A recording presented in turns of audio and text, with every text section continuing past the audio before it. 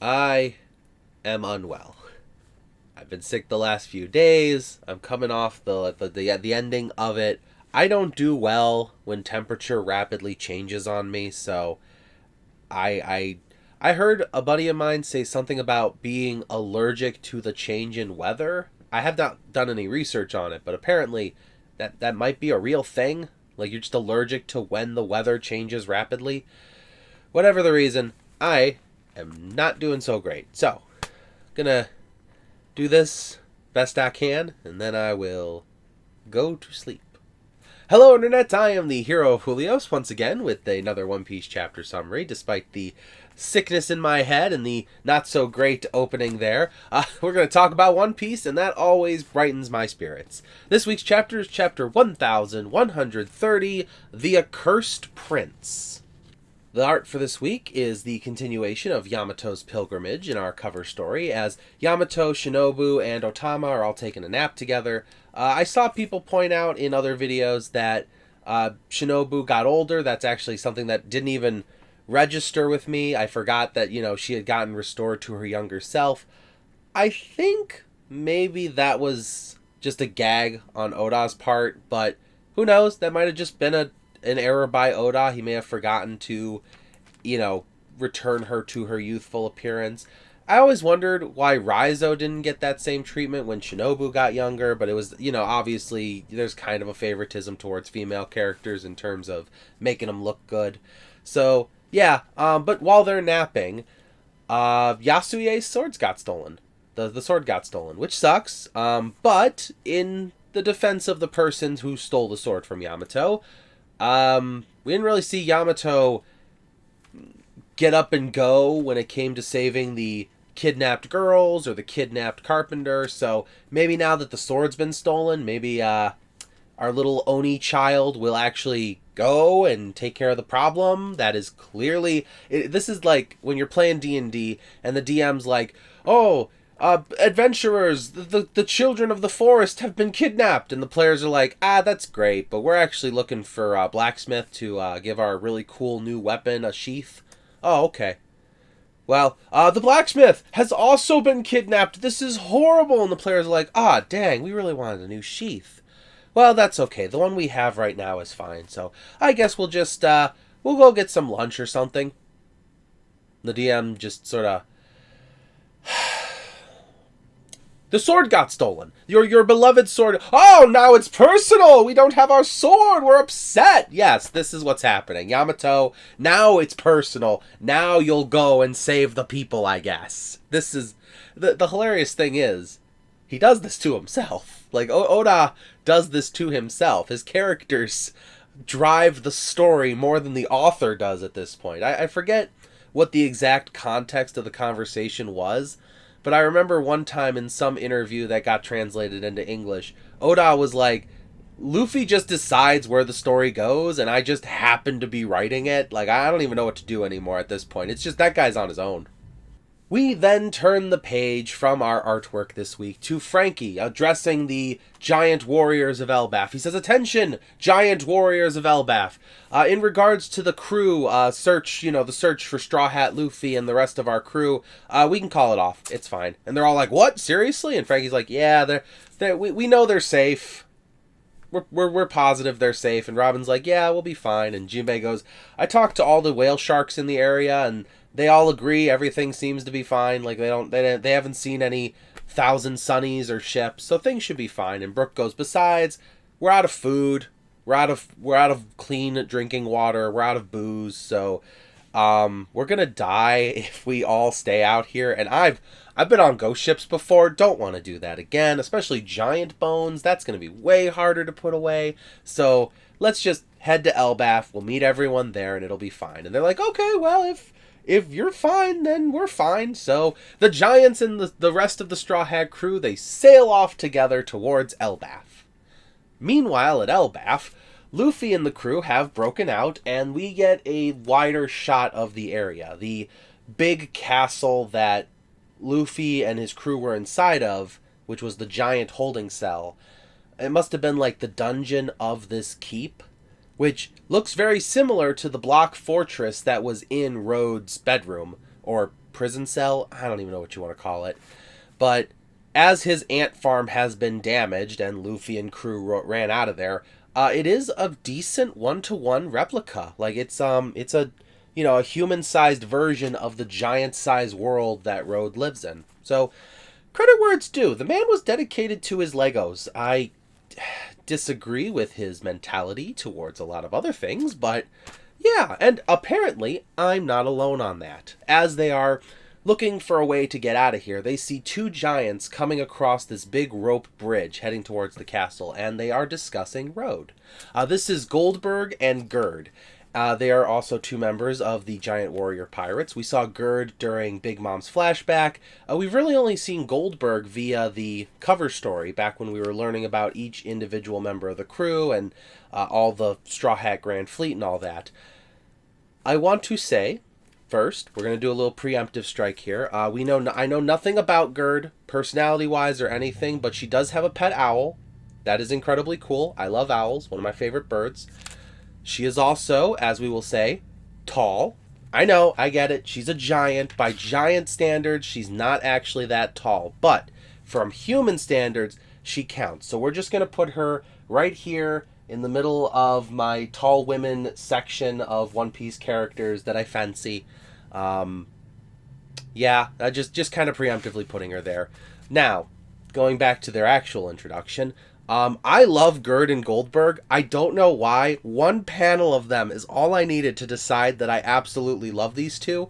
Maybe it's the sickness talking, it's the medicine messing with my brain, but Goldberg talks like Sean Connery, at least in the Viz version, like the Viz, official dub. He's got this bit of a, oh, don't worry, Gerd, it's not so bad having this weird navigator on our crew. And I'm just like, I'm here for it. I love Goldberg. I like Gerd. I think the two of them are really cool, and I'm very interested to see their chemistry with the rest of the crew, because Gerd does not care for Road that much. She even says, it is not Loki who is the greatest shame of Elbaf, it is that guy, because he's a pervert. Flat out. Gerd does not like Road because he's a weirdo, he's a complete weeb, lives literally in the basement of whatever house he lives in, and she questions why Haruden even added him to the crew, to which Goldberg tells her, he's a great navigator, and which it's not so bad. So, also, Goldberg is the cook. I don't know if that's relevant to this, but I just want to let people know. So, where we are in terms of crew, Road is the navigator, Gerd is the doctor, and I don't remember I think Stanson's the helmsman, and then Goldberg is their cook, and then obviously Haruden's the captain. Which I had an interesting epiphany recently. So as they were, sorry, I should go back. They were talking about intruders on the island. Her pet owl told her that Road's bird was carrying a ship. So they know that Road captured someone. They don't know who. And if they find out it's the Straw Hats and they are for the Straw Hats, then they're probably going to berate him for kidnapping them. If they're against the Straw Hats, they might help him search for them, which could be a bigger problem later. Now, I know what you're thinking. Where's Haruden in all this? We'll get to that, actually. That actually is slightly explained, and I do have a little theory about it. So, yeah, that's pretty crazy. But as the two of them walk past, the Straw Hat crew hide, and Luffy tries to call out to them for a second. Nami silences him because Goldberg does point out that regardless of whether or not Road kidnaps them, intruders are captured in Elbaf. So even if it's not by weird basement-dwelling weebs, you will be captured, you will be brought before giants if you enter Elbaf unannounced. Regardless of what happened, though, Gerd says she is going to bring this up to the chief, Yorl, which is the partner of Yorl. They were both the partner co-captains of the Giant Warrior Pirates, which is crazy because if you do the math on his age, that would mean if he's still alive, Jarl is 408 years old. In human years, That means Yorl has to be like 133, 135, like around that age for a human, because giants live 3 times as long as humans do. And the average human, well, to be fair, the average human in America lives to be, I think, between like 70 and 90, so we'll say 80. But in the One Piece world, 100 doesn't seem like a terrible age to die at, so we're just going to say 300 years. That means he has lived a third past his lifespan. Unfortunately, Yorl has passed away due to the Big Mom incident. That was its own thing. We'll worry about that later. I'm sure we're going to... Honestly, we might see Big Mom again this arc. Or Lin. Not exactly Big Mom herself. We might see the clonked on the head, forgot who I am, oh Lin, because we've run into that person before. So as Gerd and Goldberg return to the castle, they start entering inside. That's when the crew kind of gets up and they start running across this big rope bridge. Now, it's a big rope bridge to a giant. Imagine how huge that would be to a human. What is a normal like step for a giant? That is a chasm for each member of the crew to hop over. So you got every walk of life here. You got Zoro and Sanji, who can easily make the hop. You got Usopp, who is gently like sidling along, grabbing as closely as he can to something touchable. And then you got Luffy just running across the top of the rope bridge, you know, the hand holding part. But Nami, who was the one that pointed out everything is a chasm here, actually is riding on Chopper, who points out, and I love this little callback, he says, "Don't worry, Nami. I grew up running on ropes," which is a nice callback. Actually, because it's also very snowy in this area, it's actually a very cool callback for Chopper. He's kind of on his home territory right now. Big rope, precariously perched, castle that they're leaving, runs across, carrying other people on his back. Like, this is just his days growing up with Kureha, really. So I'm glad we're getting a lot of callbacks in this arc. But in typical Luffy fashion, as the crew is crossing this bridge, Luffy just stops. And he says, "Hey, I hear someone down there." And Sanji goes, "Yeah, I hear him too. What's your point?" And Luffy goes, "I want to go down and talk to that person." And Sanji goes, No, you don't. And Zoro's like, "I'm going to go too." And Sanji grabs Zoro's shoulder. He's like, "No, you don't. Especially not you. You're not allowed in forests." So, because Zoro gets lost on a normal island. Imagine Zoro getting lost in the middle of Russia. We'd never find the man again. So he is on 100% like super watch from the rest of the crew right now. However, you can't stop Luffy, and there he goes, already jumping down. Oh well, there's wolves down there. Not that that's going to stop him, but, you know, fun fact. But then comes to my favorite part of this chapter. Robin's wearing glasses. What I meant to say was, Robin's wearing glasses. What I meant to say was, we get a big lore drop in this chapter, and it has nothing to do with Robin wearing glasses. So, what we have is Robin reading the newspaper to the giants, because the text is just too small. The Dory and Broggy cannot get all the way down there to read this tiny little pamphlet that's in Robin's hand. So, she reads it out loud to them. Their bounties have gone up. Remember, the red ogre and the blue ogre, Broggy and Dory respectively, had a 100 million berry bounty on them each. This was back when we knew them in Little Garden. This was 100 years ago. Their bounties are now 1.8 billion. And both of them are like, "Whoa, and Dory's like, "I didn't even know we were being pirates again. I thought we were just going to pick up Luffy. I thought we were out of commission. We retired." And Broggy's like, geez, 1.8 billion, like, ha.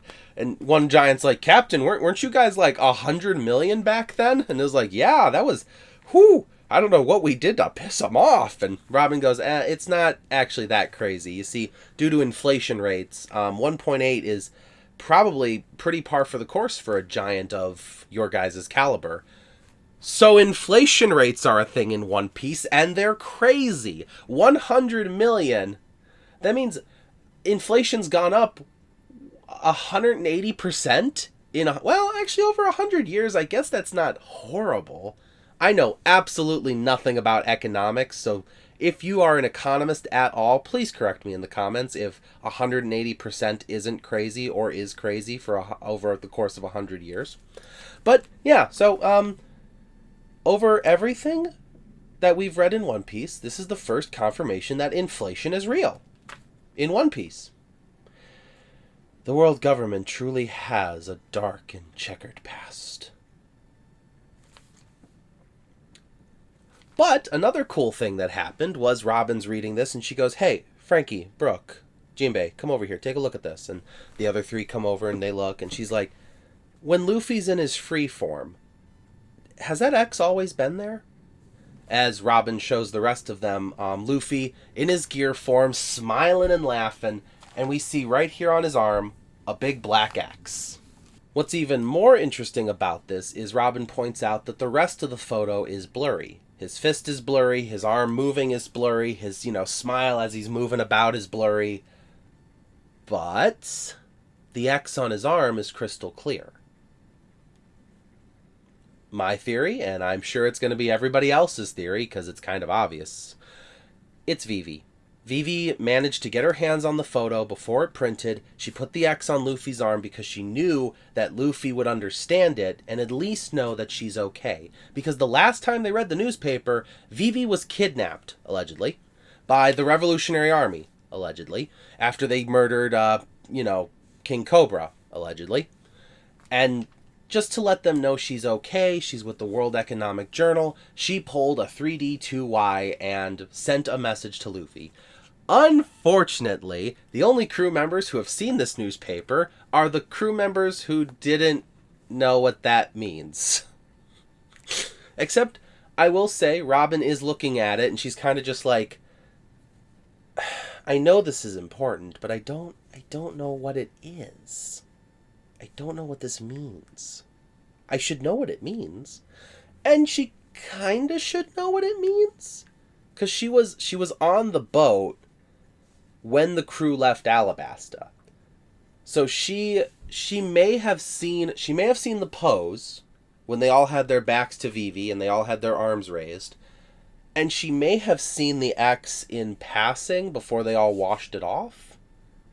But that's pretty much it. Other than that, she kind of showed up a little after they sailed away and said, "I live here now," and the rest is history, So that's kind of weird.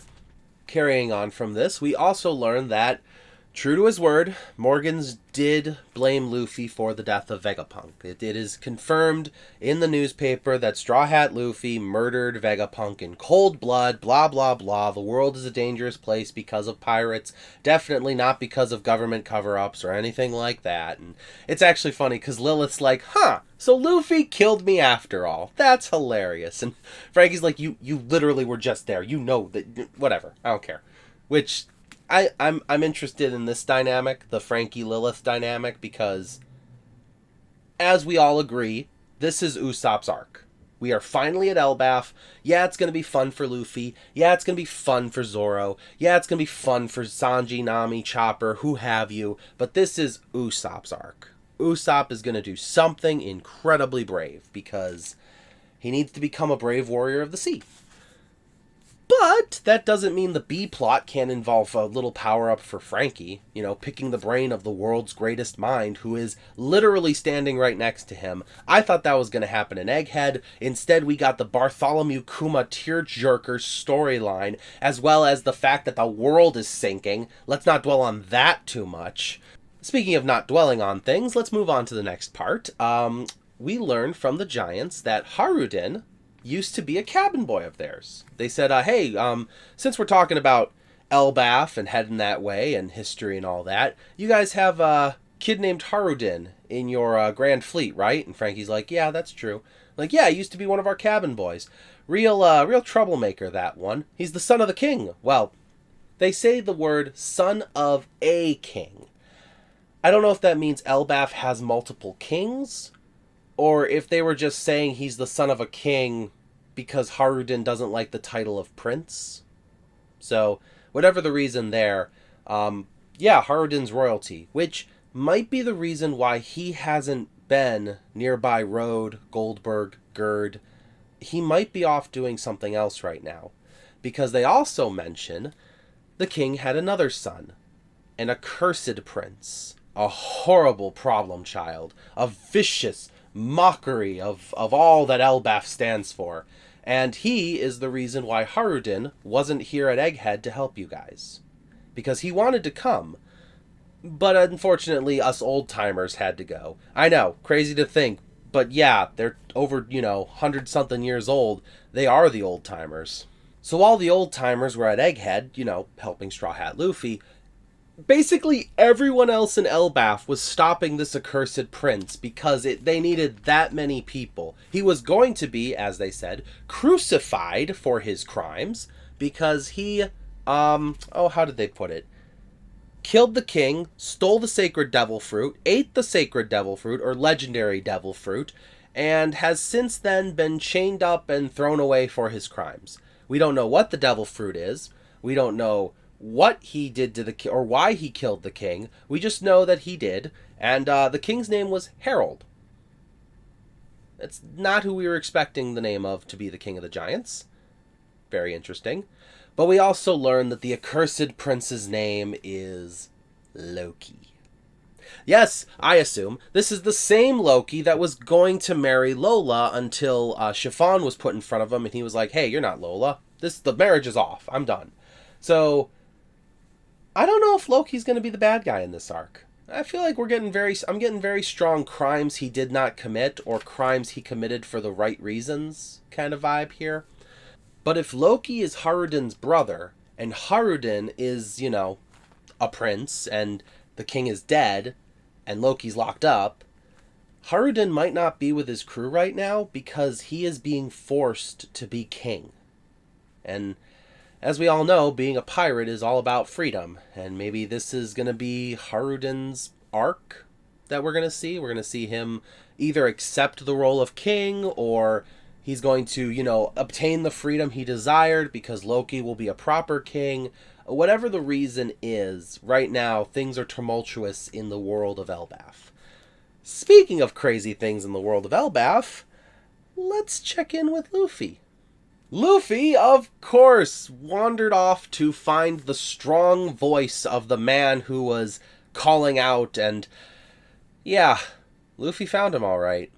Luffy happens upon a giant tied to the base of this massive tree, chains holding him down, and bandages across his eyes, and the giant goes, "Who's there? I hear someone." Luffy responds to this giant with, "Well, I am Monkey D. Luffy, future king of the pirates, and I want to know who are you, and what is this place?" And the giant responds with, "Oh, king. Interesting. Well, you, my friend, are in Elbaf, the land of the giants." And we get a big zoom out to reveal Elbaf. The tree Yggdrasil in the middle. We got a big sword stabbed in one part on this middle floor. We got, obviously, this frozen bottom that Luffy's in, which is probably the Norse equivalent of hell. I'm not really familiar with Norse mythology. I should probably read up on it if I'm going to get the most enjoyment out of this arc. So that's going to be fun for me. I do like mythology. I love lore. So getting a little bit of world lore isn't a terrible idea. But Loki goes on to tell him, oh, well, spoiler. He goes, "Hi, I'm Loki. I am the sun god who will bring ruin to this world. Loki." And yeah, so that's Loki. So, we met him way earlier than I thought we would. This could be, he could still be the villain of the arc, but that doesn't feel like it's going to be the case anymore. Especially since Luffy kinda, well, I don't know. I'm not getting bad guy vibes off him just yet. But to be fair, we've only seen him for a single panel, and the only background we know about him is he proposed to Lola, and Lola said no thank you. That's pretty much it. And now we have this, he murdered his father and ate a legendary devil fruit. Allegedly. For all we know, the devil fruit is just like, what if the legendary fruit that's passed down through the giants is said to be the Nika fruit. And the reason I think that would be hilarious is if it was said to be the Nika fruit, this is the devil fruit that turns one's body into rubber, and once it's awakened, you have the powers of the sun god itself, only for that to be the actual Gum Gum fruit, and this whole time, Luffy has the sun god Nika fruit, and the actual Gum Gum fruit has been a legendary treasure passed down through the giants, that because nobody ever ate it, they didn't know that it was not the real one. They could have been swapped out during the Void Century for all we know, back when Joy Boy ate it. So, that's a possibility. That'd be kind of funny. Then Luffy would have to fight a giant with rubber powers. It wouldn't be on par with the Sun God powers, but it'd be close enough. If Loki turns out to be the bad guy. If Luffy teams up with Loki, that's even more terrifying. So where we're at right now is, my theory, Haruden is stuck being King of the Giants right now. He doesn't want to be, but he is, because Loki killed their father, ate the fruit, got locked up. Loki says as soon as he's freed, he is going to bring ruin to the world, or at least that's what has been said about him. I don't know if that's exactly true. I'm kind of sketchy on that one, so we'll have to wait and see. I'm interested to see why his eyes are bandaged. Is he actually blind, or has he just been blind dead with the bandages so that he doesn't see anyone? I'm interested to see the rest of the crew of the giant pirates and their opinion on the Straw Hats, because all we know is Road, and given that Gerd doesn't really care for him, he might be the odd one out when it comes to the crew's opinion, which would really suck for the Straw Hats, because this would be a Fishman Island scenario all over again. You know, the whole wait, no, you're not actually criminals. Okay, well now you've done criminal things, so now we have to bring you in as criminals, even though that wasn't our intention from the start, so that kind of sucks. In addition to all this, we know that Vivi is safe. We know that the Giants' bounties went up. We know that Robin's wearing glasses. We know Haruden used to be a cabin boy of the Giant Warrior Pirates, so he did get to join the Giant Warrior crew for a little bit. And Elbaf is shaping up to be just as big as it was promised. I don't really have much else to say here. Maybe because of the medicine, maybe because just a little tired. But let me know in the comments below what you think is going to go on in this arc. It's kind of wild, and I'm looking forward to discussing this with my friends and watching all the other YouTubers out there, so this will be a fun 2 weeks. On that note, we don't get another chapter for 2 weeks. We're on a 2-week break. I'm the Hero of Julios. Thanks for watching. Thank you for watching as always, and I will see you in the next video. This is the Hero of Julios, axing out.